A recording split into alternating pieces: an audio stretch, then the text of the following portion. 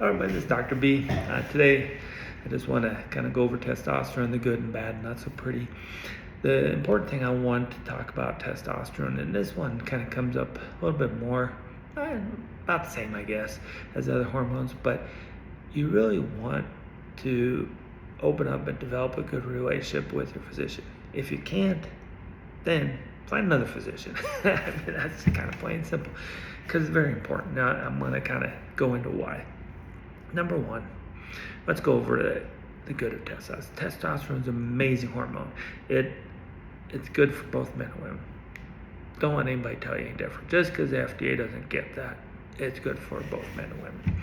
Now, testosterone does things. It helps build up muscle mass, which improves strength, agility, balance, and it also helps with bone mass. These things are really important. Well, the muscle mass, it helps with metabolism, so it helps you maintain weight, it helps you from gaining weight, and then also those other things help us as we get older. We don't want to be a frail person falling down and breaking our hip or something like that. And it works well with the bone with estrogen for your bone. Now, testosterone not just has a benefit on muscle and bone building, it also helps with our skin health. It helps with an area of the skin as far as sebum production. Now, people are like, oh, sebum, you cause acne. Well, if it's clogged pores and you're not allowing the sebum to come out, but that sebum also has antibacterial effect and it keeps the skin moisturized, so it keeps the skin healthy. It also keeps your hair growing good to where it improves hair growth and thickness, keeps the hair in a growth phase, unless it gets converted more to dihydrotestosterone. Now, there's certain things, being male, stress, and then the rest of your hormones can affect that. And that may make your hair grow too fast, too thin, and break off and fall out. So we want to keep more on the estradiol side. Therefore, you have a good hair growth and thickness. It also helps with mental function. All estrogen, testosterone, progesterone, all are great for neurotransmitters or brain function. And one of the big things you always hear about is libido, also known as sex drive. Testosterone is very important for your sex drive. Now, there's other things too, but those are kind of like the big key ones. So if you're like, oh, I'm a little bit fatigued, I get to post midday drop, I don't feel like I gotta drag my butt through working out, I have a hard time lifting as much, I just feel weak, I feel like I have no desire, then it's worth checking your testosterone. Now, the other thing is that when you're looking at testosterone, always keep in mind your estrogen, your progesterone, and your thyroid and all those things, because they interplay with each other. Estrogen and testosterone feed back to an area of our brain called the hypothalamus. I look at the hypothalamus kind of like that, you got those cartoon figures where you have the angel on one side and the devil on the other side. It's like the angel's like, okay, we need more to help things go good. And then you start getting more, like testosterone, you feel good, you want more and more, and then the devil's like, yeah, we gotta get more now. Hey, push it. And the angel's like, oh no, slow down. So it kind of helps regulate. The hypothalamus then says, okay, we need more or less, and tells the pituitary to tell your ovaries or your testes or your adrenals to produce more or less. So that's kind of how that interplay is. Well, if you push and like say, hey, you're like, hey, I feel good, I want more testosterone, or you're like a bodybuilder, you're using it appropriately, and you push your testosterone too high, you're messing up, then you're shutting down both estrogen and testosterone. You're going to shut down your estrogen, and then it's going to cause an interaction where you have too much testosterone, not enough estrogen, and then you're going to get negative effects on your brain, on your mental function, it's going to start affecting your adrenals, your cortisol production, it's going to affect your thyroid production, because all these interplay closely together.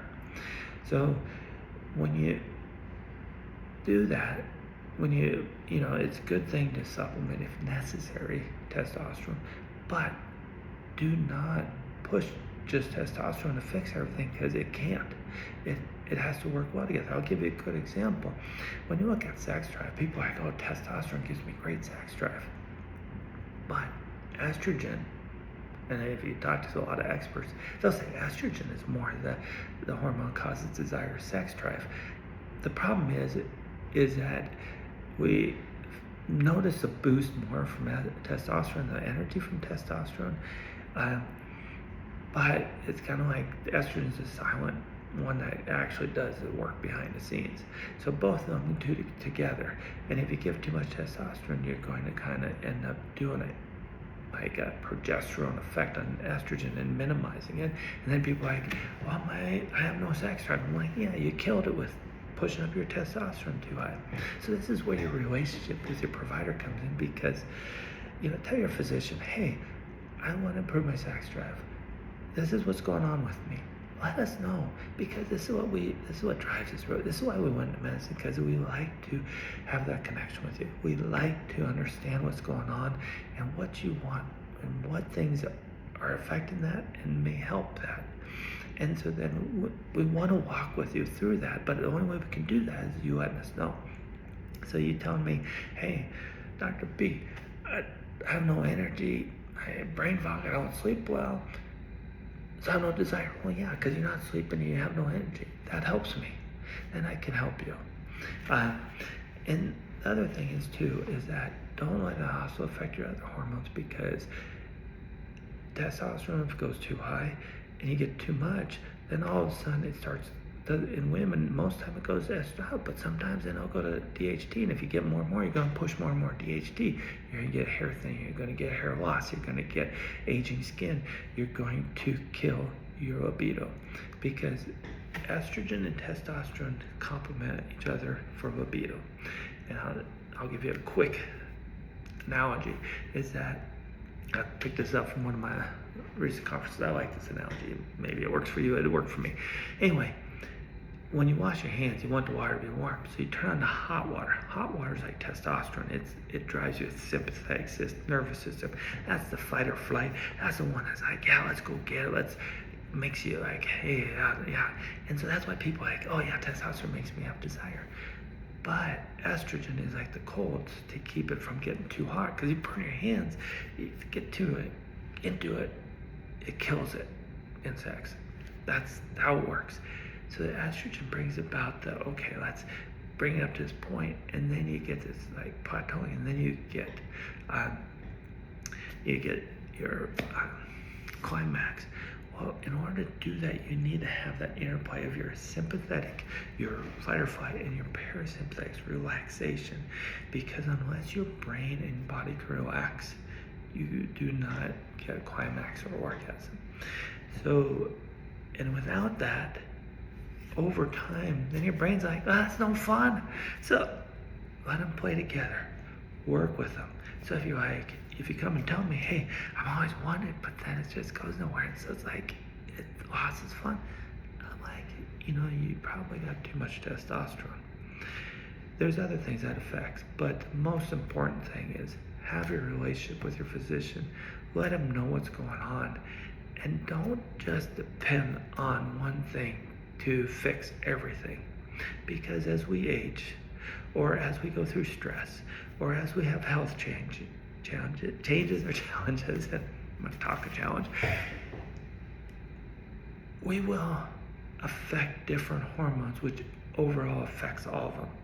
So then we need to fine tune them. And the only way I can know that is you telling me what's going on, what do you want, what don't you want. I hope this helps, and if you have any questions, I'm happy to answer them. Have a good day. This is Dr. B.